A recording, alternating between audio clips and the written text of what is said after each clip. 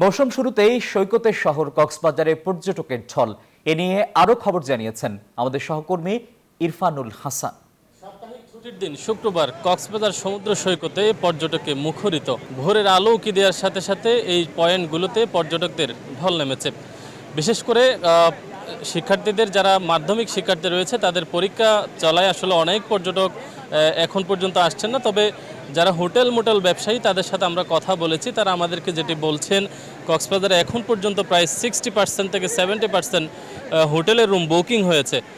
তবে যে পরীক্ষা চলছে শিক্ষার্থীদের, এই পরীক্ষা শেষ হলেই অতি শীঘ্রই ডিসেম্বরের শুরুর দিকে আসলে কক্সবাজারে পূর্ণ মৌসুম ফিরে পাবে বলে তারা আমাদেরকে যেটি জানিয়েছেন। আমরা কথা বলেছিলাম কক্সবাজারের যে ট্যুরিস্ট পুলিশ আছে তাদের সাথে, তারা নিরাপত্তায় কাজ করছে। কক্সবাজারের যে সমুদ্র সৈকতে যে পয়েন্টগুলো রয়েছে, এখানে ট্যুরিস্ট পুলিশের বুথ রয়েছে, সেই বুথগুলোতে তারা কাজ করছেন। আরেকটা বিষয় একটু আপনাদের জানিয়ে রাখতে চাই,